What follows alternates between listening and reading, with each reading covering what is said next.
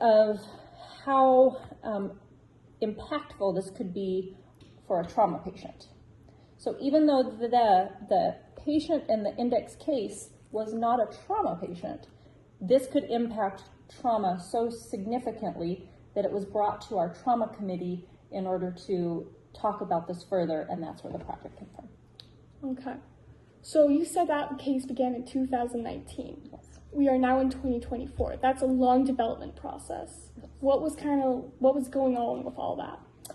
So in the very beginning, in January of 2020, I wrote a survey monkey and sent that out to all of our hospitals and all the trauma coordinators across the state, asking several different questions and gathering data and information and research on whether or not people thought this should be something that should be able to happen. What does that look like? What do they need? And so we had just gotten that information back and we're starting to analyze it when COVID hit. And so obviously everything was put aside while we dealt with COVID for 2 to 3 years.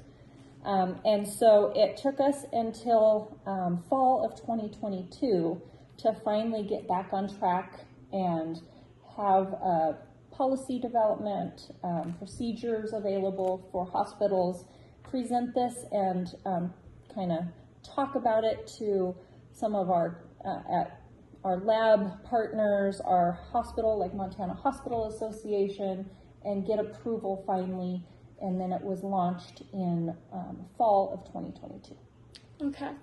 And so the blood transfer, there's not blood in every single hospital.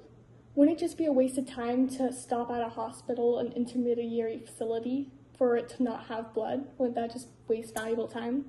Yeah, good point. We did a statewide mapping of blood. And through this process, that was one of the things when we said, well, who has blood? And we didn't have a map that showed that. So one of the things that we developed was actually a map of the hospitals that carry blood products. And we even color-coded it based on who their supplier is. So in our state, we have 2 blood suppliers. We have Red Cross and Vitalant. And so we were able to show who has a Red Cross blood, who has Vitalant blood. And then in fact, our original map included northern Wyoming as well, because a lot of patients go to Billings from northern Wyoming. Through this process, we actually found out that it's against federal law for blood products to cross state lines unless there's very specific licenses in place. And so this project can't happen from Wyoming to Montana, but we have recently been contacted by the FDA, the Food and Drug Administration, wanting to work with us to maybe adjust federal law so that this could be something that could happen between states, which would be a huge change for our whole country. That would be a huge change, because if you get hurt on the edge of the state and there's a hospital closer in another state, it would make more sense to go to that hospital instead of staying in your own state. Exactly. And again, with time crunch, because this is all happening and every second counts, does it waste time having to stop at the intermediary facility to grab the blood?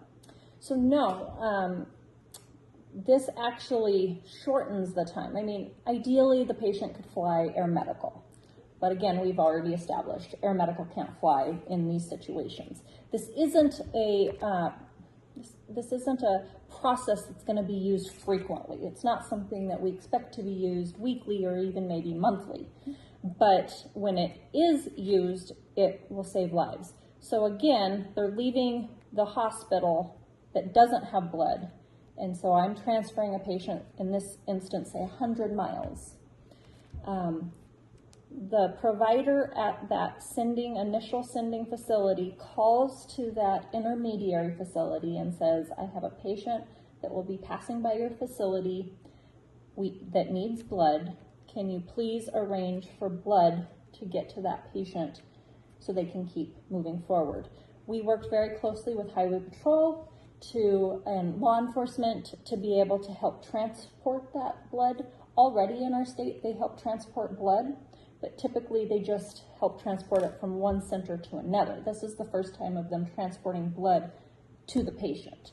So they can go to the hospital, pick up that blood, and meet the ambulance as they drive by, so that the ambulance doesn't necessarily have to drive into town, another town, to the hospital to get that blood. So Highway Patrol, law enforcement can help transfer that blood closer to whichever highway they're passing by on. That's impressive. You put a lot of work in trying to make this as smooth as the transition as possible to keep them going to their one destination. Yep, keep them moving forward. Perfect. So further into the policy development, there was a quick start guide that I read that had very important parts of the process. Why are those processes important?